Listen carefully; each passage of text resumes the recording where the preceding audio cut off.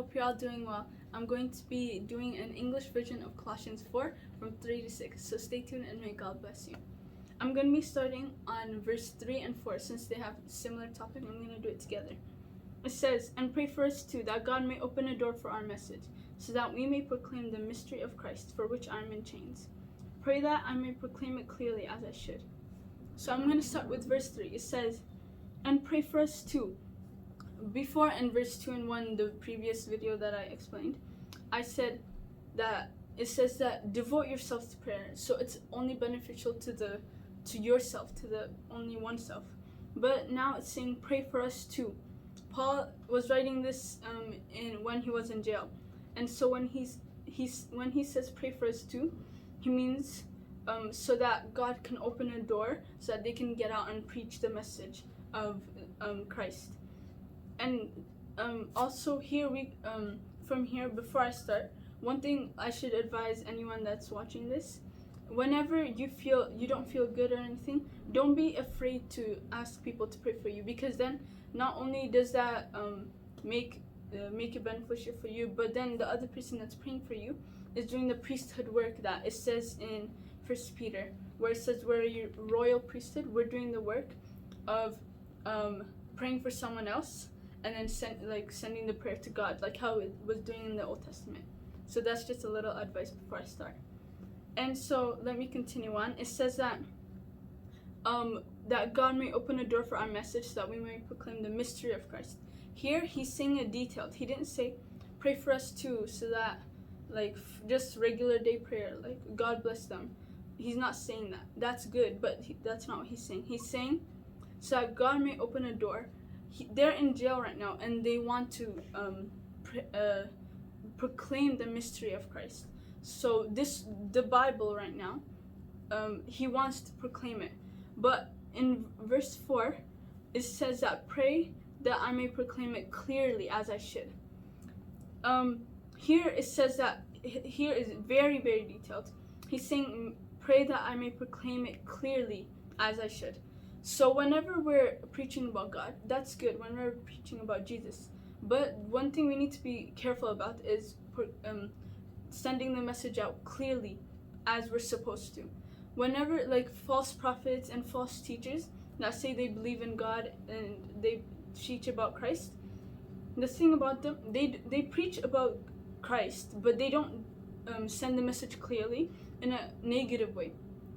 And so we should be careful about that. But also we should be reading the Bible more, and we should be spending more time with God to know what is wrong from right. We won't be able to know if something is from the Bible or not if we haven't read the Bible. Like an example, you can't go up to a school saying, "I'm a history teacher for a university," when you haven't learned about it and read about it. The same way for this. You can't just say, "Oh, I'm going to preach about Jesus," when you don't know about Jesus. Then that is just the wrong way of doing it, and then we're leading other people to something else which isn't good, and then it's going to be to the wrong path. So that's what he's saying. Pray that I may proclaim it clearly as I should.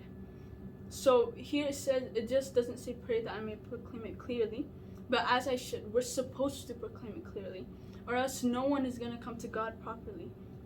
Some people, some religions, they believe in Jesus. It's just that the message that they got isn't the clear message, the true message.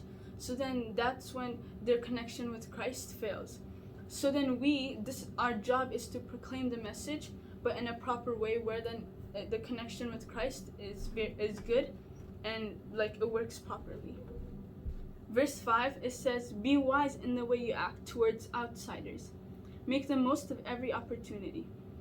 So here, the word outsiders, it might not make sense to certain people. Sometimes we may think it's people out of other countries or even outside of our house. But that's not what it means. It's very deep in here, and we need to dig it out kind of. And so it's saying be wise in the way you act to outsiders. Outsiders, it means non-Christians. It might sound like a rude thing or anything, but we need to be careful of the way we interact with the outsiders, which is the people who don't believe in Jesus. Because then in another place it says that be careful of who you choose as a friend, because then like all your good behavior will change, and then you won't even believe in God anymore or something like that. But here it says that same thing. Be wise in the way you act toward them. Your interactions with them, we need to be careful about that. But acting toward them also, we need to be careful, because like sometimes peer pressure or anything. I'm the same age too. I'm like in a young age, so I understand what it means to have peer pressure. But it says we have to be wise and we have to be careful. What I want to say is really that we have to be careful. In the Bible it says a bad friend can take away good behavior and good actions. So here, and good characteristics, that's the word. And so here it's saying we have to be careful, because the way we interact with people, if we're with bad people, like people we don't need in our life and who aren't of God, then we are going to be out of the path that God put in front of us. And also our characteristics and our behavior are going to be like wiped out. It's going to be taken away, because we're even though we know we're Christian and we say, oh, it's fine, I know who I am, I know what I'm going to do. But also Satan sometimes tries to set traps for us to fall out of the trap, and so that we'll go to the devil. But if we have God with us, and if we always are wise, in like the Bible kind of wise, not this world's wise way, but the Bible kind of wise, and we ask God for help, then if we stay in the right path, then also He will help us with everything, and it might even be for good. We might turn around the situation and let the other person believe in God. But we always have to be very careful, because we can't just say, oh, it's going to be for my good benefit, I will let them believe in God. But sometimes we fall in that trap, and then we are like, oh, what have I done? So sometimes we need to be careful. We ask God first, should I do this, or shouldn't I do this? We need to balance. We need to balance it out, and we need to then live out what God told us to do. Verse 6, it says that let your conversation be always full of grace, seasoned with salt, so that you may know how to answer everyone. So here it's saying that what we say, it should be always full of grace, full of God's grace, seasoned with salt. So then in food, if anyone knows how to cook, if you don't put salt in the food, it doesn't taste good. It's not like you wouldn't want to eat it, anything even. And so here is saying it in a way where we have to live our lives, where we are like the salt of the earth, and we need to be seasoned. We need to season the earth properly, or else then the world is not going to turn back to Christ. So whenever we're speaking about anything, it should always be full of grace, and also full of God's knowledge, so that we'll be able to season properly. I'm telling this also my own thing. I love salt. It might be a weird thing, but I love salt. So when I'm saying this, I'm saying it in a passionate way, and I'm saying it in a way that I understand. Because if I don't have salt in my food, then my parents also know this. I'm not going to be happy about it. I'm going to try to find the salt everywhere I can. The same thing in this world, it needs to find the salt. And so we need to be able to be there, and to be the one to lead them to Christ and lead them to Christ. Because then if we aren't there for them, they're just going to be saltless. We're going to be saltless, first of all, because we're not leading them to Christ, and we're not giving the salt to them. But so that's one thing we need to be careful of.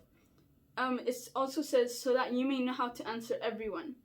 Not only to lead them to Christ, but if they have any questions about Christianity and about Jesus Christ, we'll be able to know how to answer them properly, full of wisdom, like in how it says in verse 5. So all of these attached together. First, we need to pray, to ask God for help. Then we need to act on it, but when we act on it, we need to do it wisely. And so then that's when the prayer thing comes in handy. Then like we ask God for help, then we do it. So thank you very much, everyone. Hope you understand it and learned a little bit from this. See you next time and stay tuned. May God bless.